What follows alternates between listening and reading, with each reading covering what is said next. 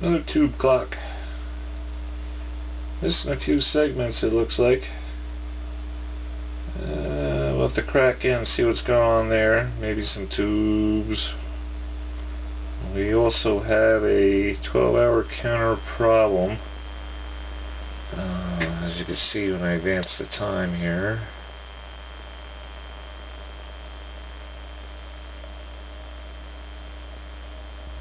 $18, $19, $10. Yeah. 0. Yep, something going on there. So we'll have to see what's going on. This is the Logi-Clock, it's called. TTL 7400 series. Discrete IC driven.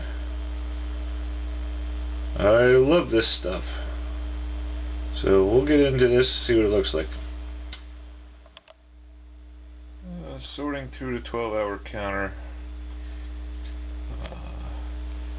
7400. I went after that first. I unsoldered it, put a socket in, changed this chip. It didn't do anything. Then I moved over to the 7492, and that seemed to do the trick. I did the same thing, desoldered the old one, put a socket in, swapped the chip out, and the 12-hour counter seems to be working properly now. That was after mapping out the entire 12-hour counter on paper, trying to figure out exactly what was going on with it.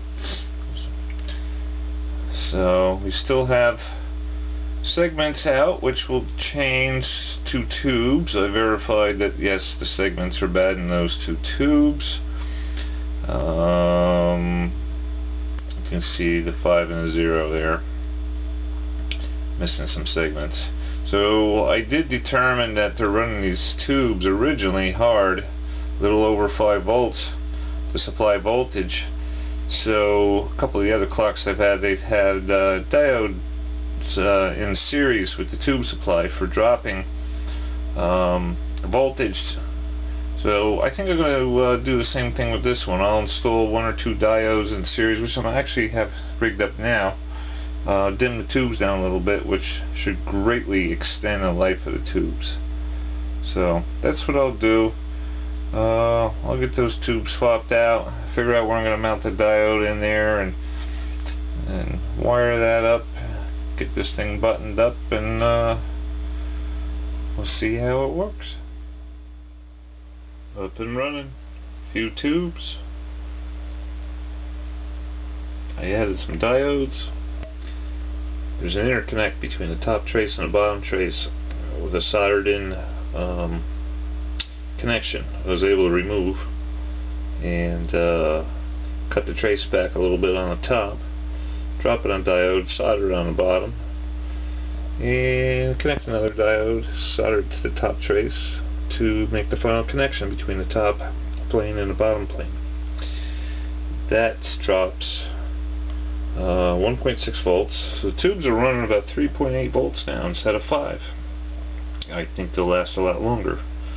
One of the tubes had a bad D segment, so I took it out, moved it over to the hours position, which you only got B and C that you need working over here. So in the end, I only had to put 1 new tube in it, and nice looking clock. So it is working as originally intended. There is an undesirable trait, button debouncing.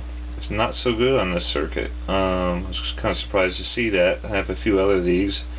They work rather well. This one, when setting the time, it gets a little crazy trying to get it dialed in to where you want it. When you release the button, you end up counting up a couple digits more than you desire to do. So I'm going to look into that next, possibly, to see if there's any way I can modify the circuit easy enough, and we'll see what we can do. That's it for now. Just taking a minute, looking through, those little things that print on the board. 24-hour IC. This I think was probably a kit back in the day, and with the date codes on some of the stuff being 1971, it's got to be end of 71, 72. This was probably a kit somebody bought and assembled. Really cool stuff. Digital clocks were very new back then, and to be able to take something like this, put it together, and put it on your desk or whatever, and just watch it tick away with these glass displays.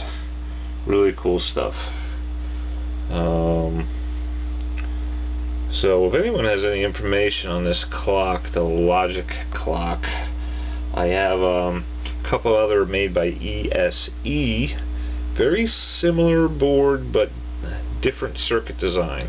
So I always like to collect documentation for the clocks I have. So if anyone has any info, reach out to me. I appreciate it. Alright, let's see what else we have in here. Maybe we can make it out. The 1971 date codes, gold pins on the counting chips, the wide power rails are indicative of TTL design. Power hogging technology, but it worked. Reliable. Big transformer. Probably should put some new filter caps in.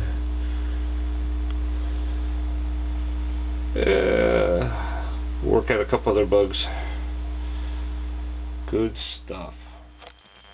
Now these guys here, this one and this one, go between the clock pin and ground. I'm assuming the original designer put those there for the time set switches. Those actually are in the clock, here and here, and there was another one down here which I'd moved underneath the board. So that's probably their purpose. Just at a quick glance though, they do look like despiking capacitors that are typically put in TTL design across the supply pins every few packages. 7400 TTL has inherent trait where the total and pole output tends to pull down the supply rails, and thus creating issues in other stages and stuff. So they generally incorporate disc capacitors every so many packages. In this case, that's not what these are. So just wanted to point that out. That is all for that. So the button debouncing. I was looking at how to maybe possibly filter out some of the noisy button signals for time setting. 7490, 7492 definitely bouncing a few counts after trying to release the button when setting the time. It's something that would be a big pain in the neck to deal with in the future. So I generally use a Schmidt trigger when circuit when debouncing things, and I was trying to figure out how to implement that here. I played around with capacitors in a few other locations, put it across the switches. All I did was actually carry the signal through the switch, which then allowed the minutes to count continuously. So I analyzed the circuit a little bit. I don't know if you could see it here. Yeah. So you have your carry from the previous stage coming in here, from this previous stage being a seconds. That comes up in here and then goes to the clock. You can see the button here brings in a 1 Hz signal when pressed, and directly tied into the clock. What I found, just by putting a capacitor in series, breaking that connection, put a capacitor in there, that actually did the trick. So a 0.01 microfarad capacitor added here, And over here on the 0 through 6 counter, or 0 through 5 counter I should say. So now we have pretty good button action going on here. So you can see the 1 minutes comes around, same as the other one over here, in through diode, through a capacitor, so it's capacitively coupled into the clock. That's the carry from the previous stage. And again, this was wired in directly. And when you release that button, that just sends all kinds of little jitters in, and it made that counter jump like 3, 4, 5, sometimes 6 counts. So that did the trick. I had a capacitor there, and I'll do it on the hour section as well. And that's what we have here. So this is temporarily done. I'll add them in a little cleaner than that over here on the hours one too. And I think that'll be it. We'll wrap it up. Put a lens in it, and we'll see how it looks then. Alright. Well, made a couple more changes here. Moved the diodes around. They were getting real hot up against the tube, so get a little space away from the tube for the thermal concerns, so the tube runs a little cooler. But as I'm poking around, the supply voltage actually ramped up to 5.5 volts on the rail of all the TTL chips there, so that's at its max allowed. So what I ended up doing, drop 0.5 volt, I've seen this in other clocks, and just put 0.5 ohm, 2 1 ohm resistors in parallel there on a little solder lug standoff, and that dropped the voltage down to exactly 5 volts on the rail, which then made the tubes pretty dim. So what I ended up doing was adding a toggle switch in one of the ventilation holes back there. I think I could sacrifice one, and a pair of leads up to one diode and just short the diode out with the switch. So now these tubes can run really dim. I think they're at 3.2 volts, and then step it up if you want a brighter display. So I think we're in good shape. I never did set it. Looks like the one counter is out of whack there, but there, we just set that right up. There we go. This way it was 6 and 7. So yeah, so now we're at a nice, I mean, this is the voltage at the cap. You see, look, that's when the line voltage is over 120 volts AC. This is what we're getting, an unregulated supply in this clock. So it all relies on loading of the transformer, and that's just a little too much on all those chips. They're running them hard. So now at the rail, I got pretty much exactly 5 volts. So I think that was a good thing to do, to add those 2 resistors back there for a total of 0.5 ohm. Drop 0.5 volt. Just worked out that way. And if I did my math right, the wattage should be sufficient. This circuit draws 1.1 amps altogether. It's crazy. But there you have it. I also did the bouncing capacitors there, if you want to call it. And we're getting there, waiting on filter capacitor, and we'll be done. We got a lens, a little hot glue, plexiglass, auto tint.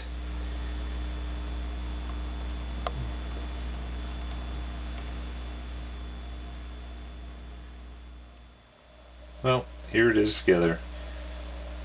I'm going to start it up. That way you can see how some of the startup glitching acts in a clock of this nature.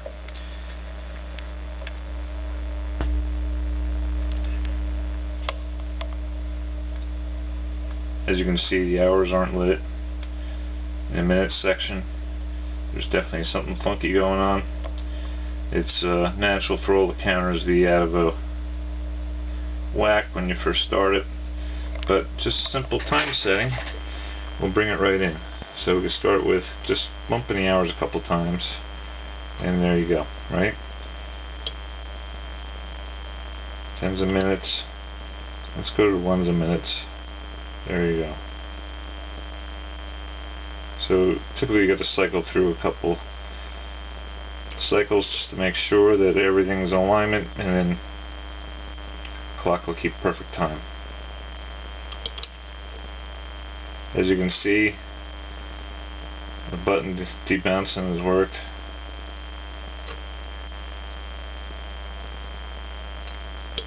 Nice clean button setting.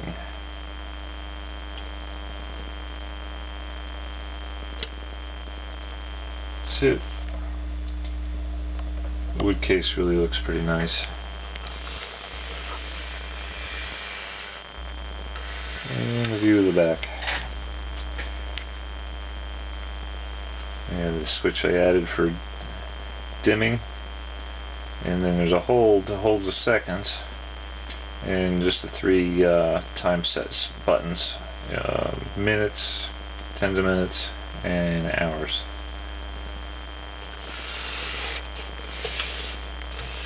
The guy I got this from originally got it in a flea market, and he saved it. This thing, from what he said, was in a bin just full of stuff. It was moldy, it was corroded. He pulled it out, he got it really cheap, and he's got it up on YouTube. I'll put the link in the description below, and you can check that out and see what he started with. But I was able to get this from him. I'm happy to have it, and I thank him for saving it.